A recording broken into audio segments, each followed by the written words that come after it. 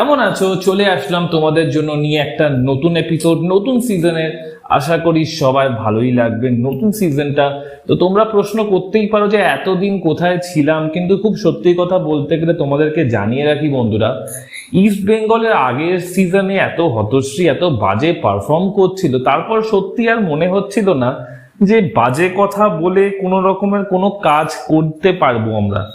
একটা টিম ভালো পারফর্মই করছে না, তার বিষয়ে কি কথা বলবো। আর তারপরেও অফিসের কাজে একটু ব্যস্ত হয়ে গেছিলাম, একটা ইম্পর্টেন্ট প্রজেক্ট নিয়ে কাজ করছিলাম, তো সেটাই প্রায় 3-4 মাস লেগে গেল আমার। তো সেখান থেকে তোমরা সবাই জানো একটা ভিডিও বানাতে গেলে বেশ অনেকটা রিসার্চ করতে হয়, অনেকটা টাইম দিয়ে ভিডিওটা বানাতে হয়, খবর নিতে হয়, সোর্স লাগাতে হয়। তো সেই সময়টা করে উঠতে পারছিলাম না, কিন্তু আবার সময়টা বার করেছি। কেন কি আমার মনে হয়েছে সিচুয়েশনটা আবার একটা খারাপ জায়গায় যাচ্ছে, পরিস্থিতিটা আবার খারাপ, ঠিক যেমন ছিল আগের বছরে।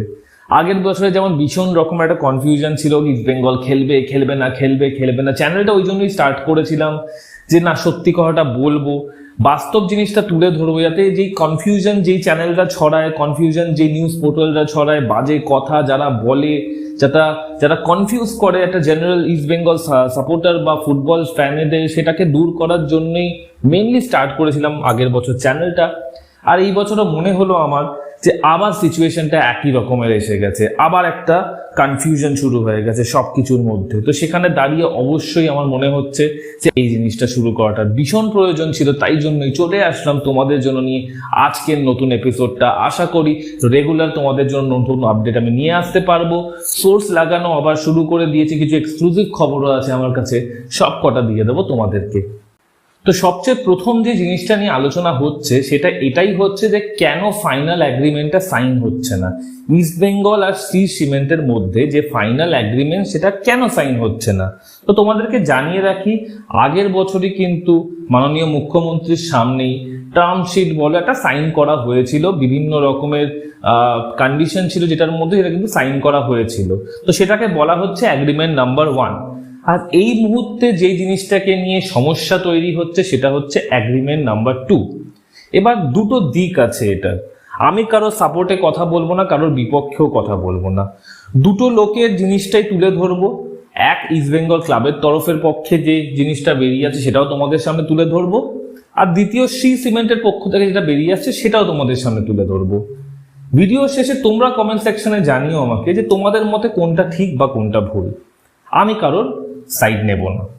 তো সবচেয়ে প্রথম কথায় আসি, ফাইনাল ড্রাফটিং এর সাইনের প্রবলেমটা কোথায় তৈরি হচ্ছে। যদি আমি বলি ইস্ট বেঙ্গল ক্লাব চাইছে ক্ষমতা, শ্রী সিমেন্ট কি চাইছে? ক্ষমতা। এই যারাই এই কথা বলে না, তারা সমস্ত সদস্যদের ব্যাপারে ভাবে তারা মিথ্যে কথা বলে, এটা পরিষ্কার ব্যাপার। তোমরা আশা করি কিছুদিন আগে বিদেশেও দেখেছো যে ফুটবল সমর্থকরা বড় বড় ক্লাবের তারা এগেনস্টে নেমে পড়েছিল, ক্লাবের যারা মালিক তাদের এগেনস্টে, ম্যানেজমেন্টের এগেনস্টে। তো বুঝতেই পারছো, এত বড় বড় ক্লাব যাদের এত সাফল্য ইন্টারন্যাশনাল লেভেলে, তারাই যখন সমর্থকদের ব্যাপারে মাঝে মধ্যেই ভাবতে পারে না, সেখানে আমাদের মতন দেশ যেখানে ফুটবলটা এতটাই পেছনে পড়ে আছে, সেখানে কেউ সমর্থকদের ব্যাপারে ভাববে, এটা হাস্যকর ব্যাপার। তাই না ক্লাব না ইনভেস্টর কেউই সমর্থকদের ব্যাপারে ভাবে না আর ভাববেও না। তাদের মূল হচ্ছে ক্ষমতা, পাওয়ার, মানি। তাই এই জিনিসটাকে বাস্তব মেনেই আমাদেরকে এগোতে হবে, এটাই বাস্তব। তাই যেই সমস্যাটা তৈরি করছে তার মূল কারণ কোনো কন্ডিশন না, তার মূল কারণ ক্লাব বিক্রি হয়ে যাওয়া না, তার মূল কারণ হচ্ছে ক্ষমতা আর শুধুই ক্ষমতা। ইস্ট বেঙ্গল ক্লাবের কর্মকর্তারা চান ক্ষমতা তাদের হাতে থাকুক, আর শ্রী সিমেন্ট শুধু টাকা ঢেলে যাক। শ্রী সিমেন্ট চায় তারা টাকাও ঢালবে আর ক্ষমতাটাও শুধুমাত্রই তাদের হাতে থাকবে। এবার তোমরা বলতেই পারো যে ভাই, যে টাকা ঢালবে ক্ষমতাও তার, আর যারা ইস্ট বেঙ্গল ম্যানেজমেন্টকে সাপোর্ট করে, ক্লাব কর্তাদের সাপোর্ট করে, সে বলবে ভাই এরকম ভাবে কি করে হয়, তাহলে ইনভেস্টারের কি মানে হলো। দেখো, দুটো জিনিস তোমাদেরকে বুঝতে হবে। প্রথম হচ্ছে, আমি যদি ইস্ট বেঙ্গল ক্লাব কর্তাদের দিক থেকে বলি, তাহলে তোমাকে বলতে পারি যে হ্যাঁ, তারা যেই কথাটা বলছে এটা কিন্তু একটা এক্সক্লুসিভ খবর তোমাকে জানিয়ে রাখছি আমি। টার্ম শিট কি ডিফারেন্স আছে অ্যাগ্রিমেন্ট নম্বর 1 আর অ্যাগ্রিমেন্ট নম্বর 2, ইস্ট বেঙ্গল ক্লাব কর্তারা কিন্তু কন্টিনিউসলি বলে যাচ্ছে যে অ্যাগ্রিমেন্ট 1 আর এখন যে কারেন্ট অ্যাগ্রিমেন্টটা পাঠানো তার মধ্যে কিন্তু তফাৎ আছে। আমরা কিন্তু লাগিয়ে খবর লাগিয়ে জিনিসটা বুঝতে পেরেছি যে কি তফাৎ আছে, সেটাই তোমাদেরকে এক্সক্লুসিভলি জানাবো কিছুক্ষণের মধ্যে। তো টার্ম 1-এ বা অ্যাগ্রিমেন্ট 1-এ যে জিনিসটা লেখা ছিল, বাস্তবে আমরা যা জানতে পেরেছি অ্যাগ্রিমেন্ট 2-তেও জিনিসগুলো 95% সিমিলার। 5%-এর যেখানে ডিফারেন্সটা আছে সেই ডিফারেন্সটাও তৈরি হয়েছে লিগাল কিছু ওয়ার্ডিংস এর জন্য। আশা করি তোমরা সবাই জানো লিগাল যেই ওয়ার্ডিংগুলো হয়, লিগাল যেই জিনিসগুলো একটা অ্যাগ্রিমেন্টে লেখা হয় সেটা কিন্তু খুব জটিল হয়। ফর আ লেম্যান তাকে এক্স্যাক্টলি বোঝাটা খুব কষ্টকর হয়। আর সেই 5% লিগাল ওয়ার্ডিং এর জন্য কি তুই বলতে পারো একটা সমস্যা তৈরি হচ্ছে। আদারওয়াইজ কিন্তু অ্যাগ্রিমেন্টটা প্রায় সিমিলার। কি সমস্যা তৈরি হচ্ছে? অ্যাগ্রিমেন্ট তুমি যদি দেখতে যাও ফার্স্ট আর সেকেন্ড প্রায় এক, কিন্তু এই 5% চেঞ্জেসটার জন্য দেখে এরকম মনে হচ্ছে যে ইস্ট বেঙ্গল ক্লাবটা পুরোপুরি চলে যাবে হচ্ছে বাঙুর গোষ্ঠীদের হাতে। বাঙুর গোষ্ঠী চাইলে, ইনভেস্টর গোষ্ঠী চাইলেই সেই ক্লাবটায় কিন্তু বিভিন্ন রকমের চেঞ্জেস আনতে পারে। Exclusive footballing rights, rights over the logo, rights over the colour of the club, rights over everything associated with East Bengal Club will go to Shree Cement or the investor group. As per agreement এটাই বোঝা যাচ্ছে, legal wording গুলো দেখে পড়ে এটাই বোঝা যাচ্ছে। তো ইস্ট বেঙ্গল ক্লাব কর্মকর্তাদের সমস্যা এটাই, তারা এটাই বলছে যে যদি এই জিনিসটাই ঘটে আর তারা এটা সাইন করে দেয়, সেখানে ভবিষ্যতে দাঁড়িয়ে কিন্তু বাঙুর গোষ্ঠীরা চাইলেই ক্লাবের নাম পাল্টে ফেলতে পারে, ক্লাবের লোগো পাল্টে ফেলতে পারে, ক্লাবের জার্সির কালার পাল্টে ফেলতে পারে, যেটা একদিক দিয়ে শক্তি।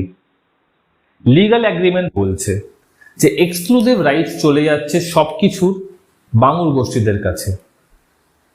কিন্তু তোমরা খুব ভালো করে জানো যে নতুন কোম্পানিটা তৈরি হয়েছিল Shri cement east Bengal foundation, সেখানে 76% স্টেক ছিল শ্রী সিমেন্টের আর 24% স্টেক ছিল দেবব্রত বাবুদের, ক্লাব কর্তাদের।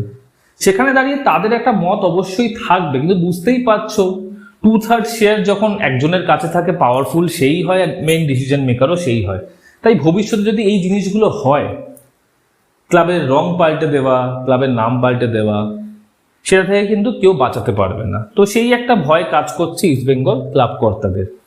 আরেকটা বড় বিষয় যেটা ক্লাব কর্তারা তুলে ধরছেন সেটা হচ্ছে সদস্য সমর্থকদের ক্ষতি হতে পারে। হ্যাঁ, এটাও আমিও বিশ্বাস করি, হ্যাঁ হতে পারে। ক্লাব কর্তারা এই যে জিনিসটা বলছেন সেটা ক্ষতি অবশ্যই হতে পারে। এখন সদস্য সমর্থকরা যখন ইচ্ছে ক্লাবে যেতে পারতেন, ক্লাব টেন্টে যেতে পারতেন, কিন্তু ভবিষ্যতে এই জিনিসটা করতে পারবেন কিনা ড্রাফটটা সাইন হয়ে যাওয়ার পর বড় একটা প্রশ্ন। বাঙুর গোষ্ঠীরা যদি টাইম নির্ধারিত করে দেন যে সকাল 10টা থেকে সন্ধ্যে 6টা অবধি সদস্য সমর্থকরা আসতে পারবেন, তারপর কেউ অ্যালাউড না, কেউ আসতে পারবে না।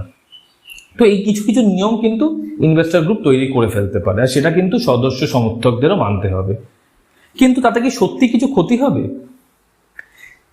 সেটা তোমাদেরকে ভাবতে হবে। তোমরা যদি মনে করো যে ক্লাবটাকে একটা উঁচু জায়গায় নিয়ে যাওয়ার জন্য এই টাইপের কিছু স্যাক্রিফাইস করতে হতে পারে, দেন ওয়েল অ্যান্ড গুড, করতে দেওয়া উচিত। কিন্তু তোমরা যদি মনে করো যে না, এইসব করে কোনো লাভ নেই, ইনভেস্টরের কাজ হচ্ছে আসবে, টাকা ঢালবে আর ভুলে যাবে, তাহলে নিশ্চয়ই কমেন্ট সেকশনে জানিয়ে তোমরা কি মনে করছো। কিন্তু সমস্যা যেটা সেটা তোমাদের জানিয়ে দিলাম। এবার কথা বলি বাঙুর গ্রুপ কি চাইছে। বাঙুর গ্রুপ চাইছে যেহেতু তারা কিছু ক্ষমতা তাদের হাতেই থাকবে, আর সেটা একদিক দিয়ে ঠিকও। এবার সমস্যাটা হচ্ছে কিছুদিন আগেই হরিমোহন বাঙুর তুলে ধরলেন এটিকে মোহনবাগান মডেলের কথা। বিভিন্ন জায়গায় তার চর্চা শুরু হয়ে গেল। মোহনবাগানের ক্লাব কর্তারা আপ্লুত হয়ে পড়লেন, খুশি হয়ে পড়লেন কি ভাই, যাদেরকে এতদিন ধরে বলা হচ্ছে তারা ক্লাব বিক্রি করে বসে আছে, হঠাৎ করে তাদের মডেলকে তুলে ধরা হচ্ছে যে ইস্ট বেঙ্গলের এরকম হওয়া উচিত। কিন্তু বাঙুর গোষ্ঠী বা বাঙুর চেয়ারম্যান কিন্তু পুরোপুরি বলতে পারো 360 ডিগ্রি ঘুরে গিয়ে কালকেই জানিয়েছেন যে উনি এমন কিছুই বলেননি, আর না এমন কিছু উনি বলতে চেয়েছেন। কেন কি খুব বাস্তব কথা, মোহনবাগান ক্লাবটি বিক্রি হয়ে গেছে। মোহনবাগান ক্লাব আর মোহনবাগান ক্লাব নেই, সেটা একটা মার্জারের পথে গেছে। একটা মার্জার আর একটা ইনভেস্টর এসে কোনো দলকে কিনছে, দুটোর মধ্যে ভীষণ ফারাক আছে। মার্জ হওয়া আর ইনভেস্টর আমার মধ্যে ভীষণ ফারাক আছে। তাই ওই এটিকে মোহনবাগান মডেল যারা নিয়ে খুব খুশি হচ্ছিল যে ভাই আমাদের এটিকে মোহনবাগান মডেলকে তুলে ধরা হচ্ছে, এটা ভ্রান্তি, ভুল ছাড়া আর কিছুই না। দুটো টোটালি আলাদা কনসেপ্ট। মোহনবাগান এই মুহূর্তে কোনো ফুটবল ক্লাব নেই, সেটা মার্জ করে নতুন ক্লাব তৈরি হয়েছে এটিকে মোহনবাগান। ইস্ট বেঙ্গল বরাবরই নিজস্ব ক্লাব থাকবে, স্পন্সর যেই হোক, বাঙুর থাকুক বা অন্য কোনো কেউই থাকুক না কেন। তাই দুটোর কনসেপ্ট টোটালি আলাদা, সেটা কাল বাঙুর গোষ্ঠী চেয়ারম্যান হরিমোহন বাঙুর মেনেও নিয়েছেন। তাই সমস্যা এখন তৈরি হচ্ছে, বাঙুর গোষ্ঠী বলতে পারোটা আলটিমেটাম দিয়ে দিয়েছে ক্লাবকে, 2-3 দিনের মধ্যে তাদেরকে জানাতে হবে। দেবব্রত সরকারও বলে দিয়েছে যে আমরা জানাতে পারি, কিন্তু তার জন্য মিটিংয়ে বসতে হবে। এবার দেখা যাক 2-3 দিনের মধ্যে তারা কোনো মিটিং করতে পারে, কোনো পরিস্থিতিতে আসতে পারে, তাহলে কিছু হবে। আদারওয়াইজ আমার যতদূর মনে হচ্ছে বাঙুর গোষ্ঠীরা বেরিয়ে যেতে পারে। আর তোমাদেরকে আরেকটা এক্সক্লুসিভ খবরও জানিয়ে রাখি, ইস্ট বেঙ্গল ক্লাব কর্তারা অলরেডি নেক্সট পোটেনশিয়াল ইনভেস্টর বা স্পন্সর খোঁজার কাজে অলরেডি মাস আগের থেকে নেমে গেছে। কিছু ফাইনাল কথাবার্তা এগিয়েছে কিছু বড় কোম্পানির সাথে, তাদের নামটা এখনো প্রকাশ্যে আনার পরিস্থিতি তৈরি হয়নি, যেহেতু এই মুহূর্তে শ্রী সিমেন্ট অলরেডি যুক্ত আছে। ভবিষ্যতে যদি কোনোদিন শ্রী সিমেন্ট বেরিয়ে যায়, অবশ্যই যাদের নামটা আমার জানা আছে নিশ্চয়ই তোমাদেরকে জানাবো। কিন্তু এই মুহূর্তে আমি নিজেও চাইবো যে শ্রী সিমেন্ট থাকুক, কেন কি তারা অলরেডি আছে। তারা আরেক বছরের দলটা তৈরি করতেই পারতো, কিন্তু তারা তাদের দিকেও ঠিক যে সবকিছু রাইট না পেরে তারা কেন বেকার বেকার টাকা খরচা করবে। তো তোমাদেরকে জানিয়ে রাখলাম এই জিনিসগুলো ঘটছে আপাতত। 2-4 দিনের মধ্যে বিষয়টা ক্লিয়ার হয়ে যাবে। হ্যাঁ, তোমরা যারা ভাবছো যে ইস্ট বেঙ্গল আইএসএল খেলবে কিনা, তোমাদেরকে আগের বছরও পরিষ্কার জানিয়ে দিয়েছিলাম, এই বছরও জানিয়ে রাখছি, ইস্ট বেঙ্গল আইএসএল খেলবে, সেটা হচ্ছে কনস্ট্যান্ট। শ্রী সিমেন্ট ইনভেস্টর থাকবে কিনা ভবিষ্যৎ বলবে, কিন্তু ইস্ট বেঙ্গল আইএসএল খেলছে। শ্রী সিমেন্ট থাকলেও খেলবে, শ্রী সিমেন্ট না থাকলেও ইস্ট বেঙ্গল আইএসএল খেলবে। কিন্তু আরেকটা জিনিস যেটা কনফার্ম তোমাদের জানিয়ে যায়, সেটা হচ্ছে এই বছরও বিচ্ছিরি একটা পারফরমেন্স দেখার জন্য রেডি থাকো। পারফরমেন্স এই বছরও ইস্ট বেঙ্গলের বিচ্ছিরি হতে চলেছে। কোনো রকমে ইস্ট বেঙ্গলের পারফরমেন্স এই বছরও ভালো হতে পারে না। একটা টিমকে তৈরি করার জন্য বছরের শুরু থেকে খাটতে হয়, সেখানে অর্ধেক বছর শেষ হয়ে গেছে, তো সেইটা আর হতে পারছে না। দুটো জিনিস আমি তোমাদেরকে কনফার্ম করে দিচ্ছি, ইস্ট বেঙ্গল আইএসএল খেলবে আর তার মধ্যে তারা বিচ্ছিরি পারফরমেন্স করবে, এই দুটো গ্যারেন্টি তোমাদের জানিয়ে রাখছি। আর যেটা হবে না সেটা হচ্ছে ইস্ট বেঙ্গল আইএসএল খেলবে না, এরকম কোনো জিনিস হতে পারে না। তো বন্ধুরা, এই ছিল আজকের ভিডিও। আশা করি তোমাদের ভিডিওটা ভালো লেগেছে। ভালো লাগলে অবশ্যই লাইক করো, শেয়ার করো, কমেন্ট করো, সাবস্ক্রাইবটা অবশ্যই করে ফেলো ঝটপট, যদি এখনো না করে উঠতে পেরেছো। তো এরকমই ভিডিও তোমাদের জন্য রোজ নিয়ে আসবো আমি। ভালো থেকো বন্ধুরা, সুস্থ থেকো। দেখছো তোমরা দি ফুটবল ইউনাইটেড 2.0।